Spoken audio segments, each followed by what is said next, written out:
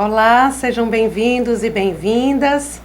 Hoje nós vamos conversar sobre a ética profissional. Isso. Esse é um tempo em que muitas mudanças estão acontecendo. A nossa visão de mundo, a nossa visão de trabalho, a compreensão do mercado financeiro, a compreensão da economia, da política, tudo. Então, mais do que nunca, conversar sobre ética profissional se tornou necessário, urgente e atual. Eu sou a professora Cecília Érica Lobo, mestre em Direito, eu sou especialista em docência no ensino superior e estou aqui à disposição de vocês e também os tutores da disciplina e todo o material de apoio que está na plataforma do aluno. Quando nós falamos em ética, muitas acepções surgem. Ela é uma palavra que tem muitos significados, mas quando nós buscamos a origem primeira, é inevitável nos remetermos à filosofia. A ética é uma área da filosofia, é a filosofia prática, porque está relacionada aos nossos comportamentos.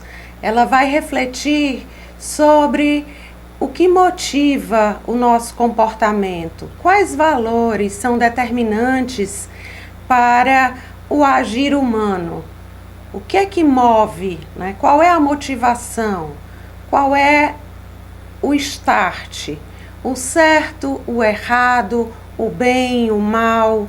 Todas essas noções são objeto de reflexão, de pensamento da ética. Mas isso parece tão vago. Como assim? Mas ética não é moral? É normal esse questionamento. Mas tome a ciência e o seu objeto. Assim será a relação entre a ética e a moral. A moral, essa expressão, vem de mores. E mores nada mais são do que comportamentos, são condutas. Então, quando nós dizemos que a ética busca descobrir os valores que motivam o comportamento humano, nós estamos olhando para os mores, para as condutas e prescrutando, buscando decompô-la para descobrir aquilo que, na verdade, é o motivador, o valor que desencadeia esse comportamento.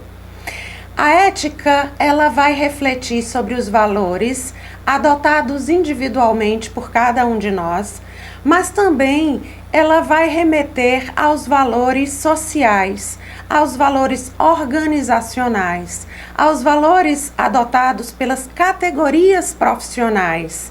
Então, nós falamos em ética aplicada.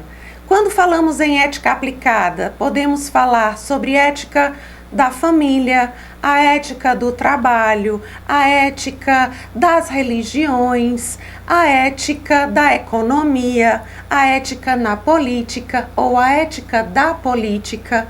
E com certeza também falaremos na ética profissional. É isso mesmo. Então, o que é mesmo a ética, Cecília? É a área da filosofia que investiga, que reflete sobre os valores dominantes na conduta individual e na atividade social. Qual é o objeto, então, da ética? É o comportamento humano. Mas qual é o objetivo dela? Qual é a função dessa ética?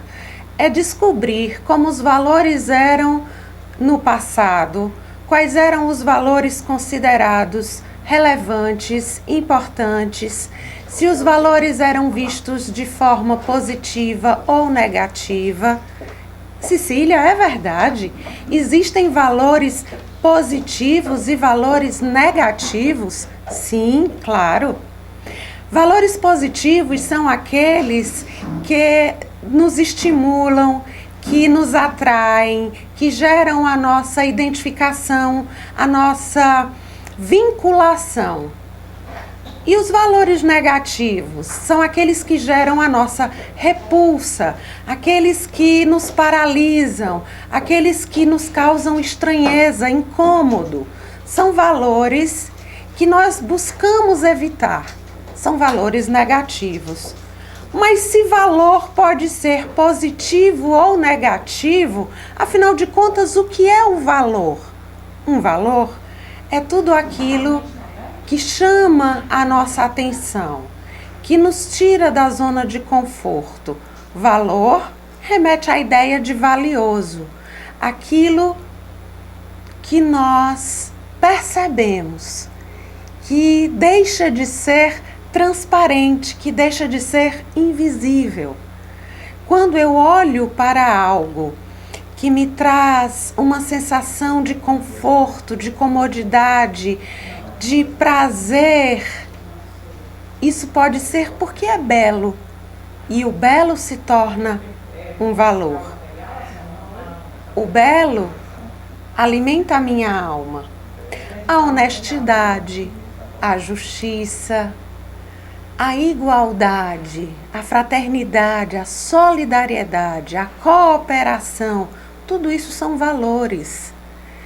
Valores são manifestações do nosso próprio ser e da vida em sociedade.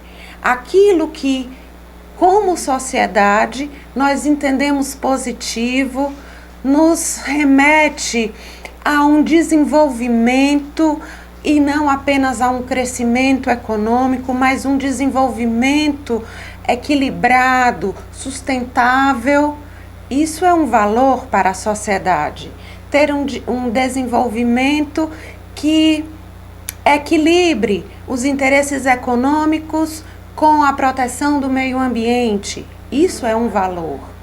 Então, individualmente, socialmente, nós temos valores, mas também enquanto categorias profissionais, enquanto indivíduos desenvolvendo sua profissão, também temos valores, porque são aqueles identificados como próprios do desenvolvimento daquela atividade laboral. Quando nós pensamos num administrador, nós estamos diante de alguém que faz parte de uma categoria profissional, que tem um órgão que regulamenta essa profissão, que acompanha o desenvolvimento dessa atividade, que estabelece padrões a serem seguidos, assim como para os contadores, para os técnicos em contabilidade, nós também vamos ter esse acompanhamento da atividade profissional. Um conselho nacional, um conselho federal, um conselho regional, que também vão buscar mostrar a conduta desejada, a conduta esperada a ser desenvolvida por cada profissional. Pois é. Essa disciplina, ela tem esse grande objetivo, apresentar a todos vocês, profissionais em formação, aquilo que se espera de cada um de vocês, administradores, contadores, auditores contábeis, técnicos em contabilidade, profissionais da informação, profissionais da internet. Como nos conduzirmos? Como deve se conduzir esse profissional? Quando ele deve, então, equilibrar seus interesses pessoais, os interesses de seus clientes, os interesses da sociedade, com os interesses da categoria profissional. Como fazer essa integração? Como buscar e efetivar esse equilíbrio de interesses? Porque quando eu estou trabalhando, não é o meu interesse individual apenas que deve ser protegido. É claro que não, não é? Nós sabemos que não podemos perder o cliente, também não podemos perder os nossos fornecedores, os nossos parceiros, os nossos colaboradores, como também não podemos deixar a sociedade de fora. Porque é nesta sociedade, inseridos nessa sociedade, que nós desenvolveremos a nossa atividade profissional. Então, todos esses interesses confluem, todos esses interesses se agregam. E nós, então, buscaremos através da ética, a harmonização desses interesses para reduzir os conflitos em sociedade. Eu devo me satisfazer enquanto indivíduo, enquanto profissional, mas isso não basta. Buscar o lucro, buscar a minha remuneração não basta. Eu preciso me realizar enquanto profissional, ser feliz, encontrar o meu ponto de equilíbrio, de custo-benefício, mas eu não posso olhar apenas os meus interesses. Não é assim? Pois bem, a ética, portanto, vocês podem concluir, tem muitas fontes. Não apenas o homem médio, o homem urbano, apenas o homem bom, saudável, ideal, vai contribuir para a formação dessa ética. Mas se eu estou inserido em sociedade, outras pessoas, outros entes, outras entidades também colaborarão para a construção desses padrões, desses modelos, dessa ética profissional, dessa ética social, dessa ética individual. Cecília, mesmo a minha ética individual sofre outras influências? Claro, nós somos seres sociais. Nós passamos pelo processo de socialização. Então, é claro, muitos dos meus valores são nada mais do que manifestações dos valores que já foram construídos e adotados pela sociedade em que eu nasci, cresci, me desenvolvi, me reconheci como um ser autônomo, pensante, e embora eu faça releituras desses valores, me contraponha a alguns, estabeleça outros e talvez até padrões mais rígidos, valorativos, mas com certeza esses valores sociais também estarão na construção da minha ética pessoal. E aí, nós teremos dentro da ética não apenas os padrões da moral individual, da moral social, mas da religião, da política, do direito. Há uma relação muito íntima da ética com o direito, com a moral. Não há dúvida disso. Tanto que, na grande maioria das representações das normas éticas ou dos padrões éticos, há símbolos ligados à justiça e ao direito. E todas as profissões, quando são regulamentadas, têm referenciais na legislação. Também nós vamos conversar sobre isso ao longo da disciplina, vocês terão essa compreensão de que a atividade do administrador de empresas, do administrador, do auditor, administrador, do auditor contábil, do empreendedor, do empregador, do contador, todas essas profissões, elas têm normas específicas que regem o exercício dessa profissão. Quem pode exercê-las, como exercê-las, quais direitos, quais deveres. Então, quando nós falamos em ética profissional, nós também teremos que lidar com códigos de ética, não há dúvida disso. Então, só recapitulando, quando eu penso em ética, em uma palavra, nós teremos integridade, respeito, honestidade. E para que serve a ética? Para a formação ou identificação de valores. E esses valores serão a base da sociedade, a base do conjunto de normas que organizam a vida em sociedade e o exercício profissional. Princípios são valores positivados.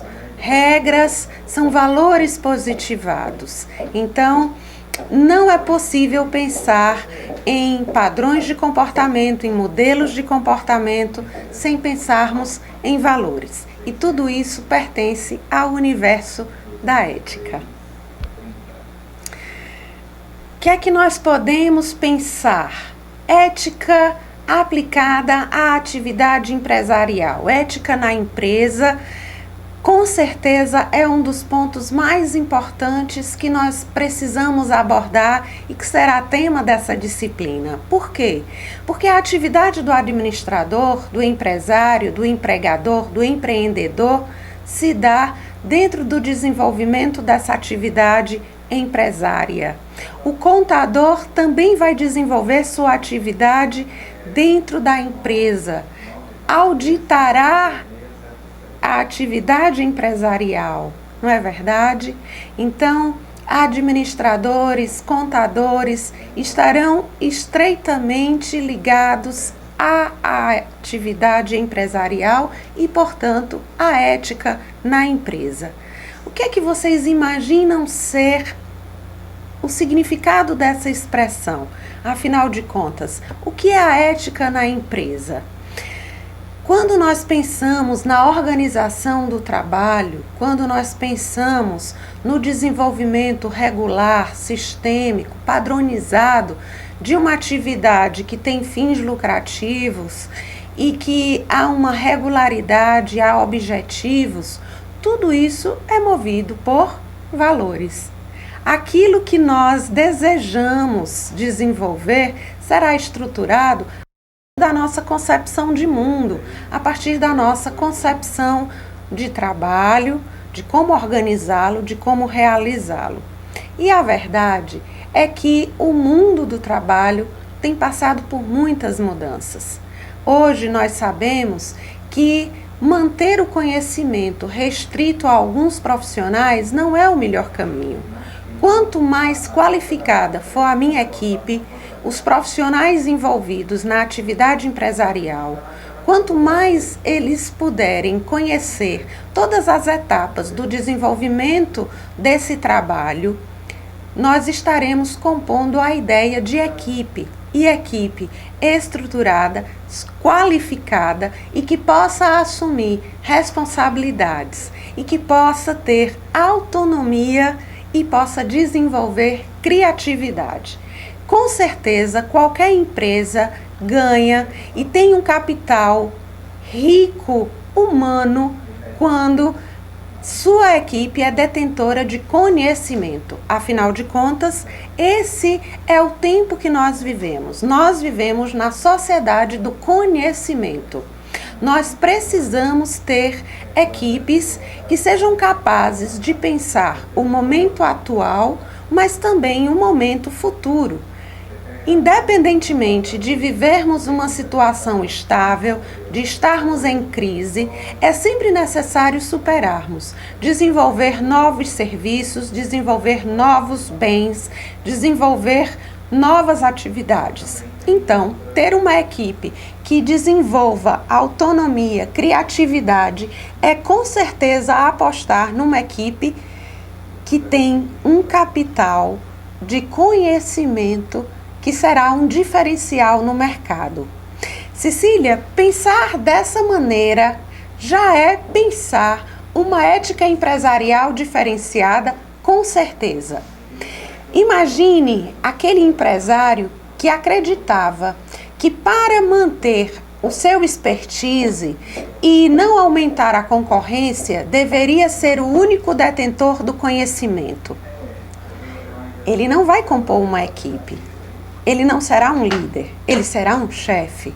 Mas quando eu compartilho o conhecimento e o acesso, não apenas à informação, mas ao conhecimento, toda a equipe vai ganhar e eu com certeza terei diversos líderes em setores, em áreas da minha empresa, da minha atividade empresarial.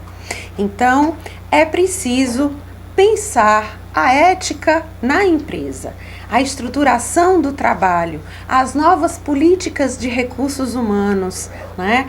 Mas não apenas isso, a dimensão pública da empresa, como essa empresa se relaciona com a comunidade, com a sociedade na qual ela está inserida. Essa mesma comunidade que é seu público-alvo, que é a sua clientela e que é a mesma sociedade que vai proporcionar os insumos, o material humano, as oportunidades, né, de inserção no mercado. Então, eu preciso ter uma relação pública também ética. A minha empresa precisa ser reconhecida como uma empresa ética. O que é isso, Cecília? É uma empresa ética? Eu sempre achei que ética estivesse relacionado ao comportamento dos indivíduos.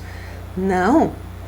A empresa também precisa ter padrões que respeitem a dignidade humana, a dignidade, portanto, dos seus profissionais, dos seus clientes. Ela tem que ser uma empresa que prime pela honestidade, pela clareza da informação quando ela veicula uma publicidade, quando ela estabelece uma campanha publicitária e apresenta novos produtos. A informação precisa ser clara, correta, verdadeira.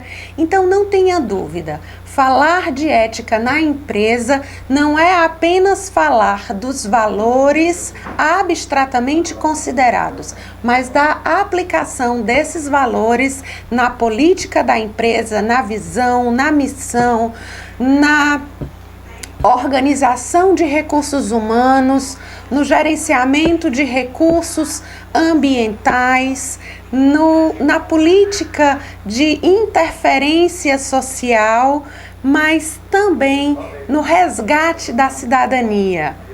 A manutenção de políticas de construção do conhecimento, de inserção de profissionais em formação, estágios, a abertura, de oportunidades para estágios, para novos profissionais, a captação de profissionais que estão em início de carreira, primeiros passos, pessoas que estão iniciando a sua formação profissional. Essa empresa está disposta a oportunizar o aprendizado? Isso é importante.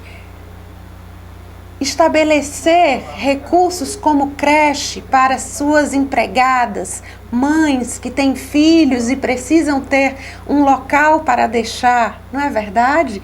As crianças precisam ser assistidas, A igualdade de renda, buscar a equiparação salarial entre homens e mulheres que tenham a mesma expertise, que ocupem os mesmos postos de trabalho e não haver a discriminação em razão do sexo. Tudo isso está relacionado a uma prática coerente. Não apenas o empregado, o empregador, o administrador, mas a atividade como um todo, a atividade empresária precisa ser consciente, contribuir com a realidade social, coerente. São compromissos que uma organização precisa assumir, Isso precisa ser concretizado através dos agentes, dos atores, de todos aqueles que fazem a atividade empresária.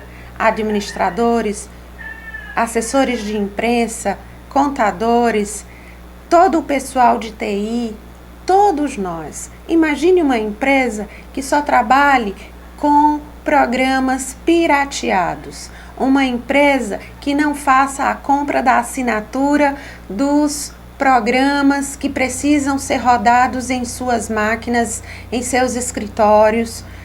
Essa empresa não pode ser considerada ética, não é verdade?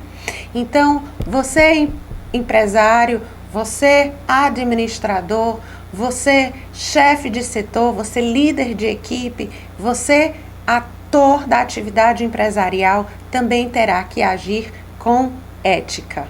Então, quando nós falamos em ética empresarial, nós estaremos falando de planejamento e organização do trabalho, em concepção do trabalho, como um trabalho em equipe, como um trabalho qualificado, um trabalho que diz respeito à apreensão de conhecimento, à partilha do conhecimento, e com certeza isso nos levará à construção de códigos de ética.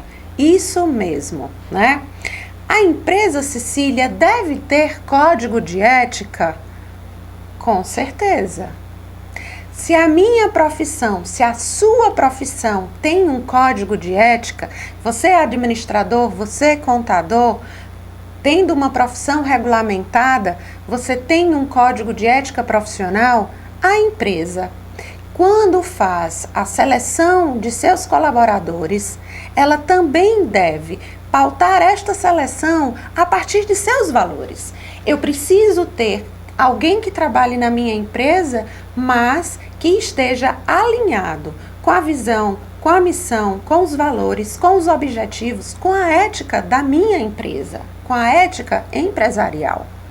Não adianta eu contratar um profissional extremamente qualificado tecnicamente, mas cuja visão de trabalho é conflituosa com a política da minha empresa, que não sabe trabalhar em equipe, que não sabe partilhar o conhecimento, que é extremamente conflituoso, quando na verdade nós queremos um ambiente colaborativo, competitivo, mas de forma positiva e não conflituosa. É verdade. E toda vida que nós temos um código de ética, existirão dilemas éticos, conflitos éticos. Todos nós passaremos por eles, individualmente falando, mas também dentro da atividade empresarial. Eu posso me utilizar, por exemplo, de materiais, insumos que são disponibilizados pela empresa para atender a necessidades pessoais, particulares minhas. E aí, para resolver esse dilema ético, eu posso usar uma racionalização para o comportamento não ético, na tentativa de justificá-lo. Bom, a empresa faz compras em grande quantidade. Esses insumos estão disponíveis de forma abundante. Ninguém sentirá falta de uma pequena quantidade que eu faça uso e que não esteja relacionada à atividade meio nem à atividade fim da empresa. As pessoas podem não notar. Isso vai justificar o meu uso indevido, o desvio dos insumos, dos recursos da empresa? Não. Vai? O que é que você acha? O que é que você pensa sobre isso? Não vamos pensar a ética de forma abstrata e distante do nosso dia a dia. Nós devemos pensar que o tempo, os insumos, tudo o que é envolvido na atividade empresarial, tudo que está agregado à atividade gerencial, tudo que é objeto da minha preocupação, tecnicamente falando, também deve ser objeto da minha preocupação ética. Isso. Então a empresa deve ter um código de ética e deve buscar reduzir ao máximo esses dilemas. Como? Fazendo orientações claras. E aí, a partir do momento que você é profissional, que eu, enquanto profissional, conheço as diretrizes éticas da empresa em que eu trabalho, da atividade empresária na qual eu estou envolvido, eu então estarei diante de elementos que precisarão ser equilibrados. A minha convicção pessoal, a minha responsabilidade funcional, a minha conveniência pessoal. Tudo isso vai gerar conflitos. Imagine, agora eu vou colocar essa situação concreta para você se enxergar nessa situação. Você é um auditor contábil independente, tá? Faz parte de uma empresa de auditoria contábil. E a sua empresa foi contratada para prestar um trabalho para uma grande empresa. O teu gerente te indicou e designou você para fazer essa auditoria contábil, mas ele não sabe que você mantém uma relação pessoal direta com o diretor-presidente dessa empresa. E então, Você consegue se enxergar nessa situação? Existiria aí ou não um dilema ético? Você, que é um auditor contábil independente, que está representando a sua empresa, a imagem da sua empresa é construída a partir da sua ação enquanto ator, enquanto sujeito que age em nome dessa empresa. Você pode acreditar, e aí nós vamos fazer uma racionalização para justificar o comportamento não ético, tá? Vamos pensar assim. Bom, eu sou uma pessoa com altos padrões éticos e eu reconheço até onde deve ir a minha relação pessoal e onde se inicia a minha relação profissional. Eu sou capaz de distinguir isto. É? Será que é? Será que num momento em que você encontrar algo que demonstre um gerenciamento inadequado da empresa, ou um registro ou um lançamento contábil equivocado, errado, você terá a mesma isenção, a mesma liberdade, a mesma autonomia? Mais do que isso, será que as pessoas, ao conhecerem essa situação específica sua, como próximo ao diretor-presidente da empresa que está sendo auditada, elas acreditarão na sua isenção, na sua independência, na sua autonomia?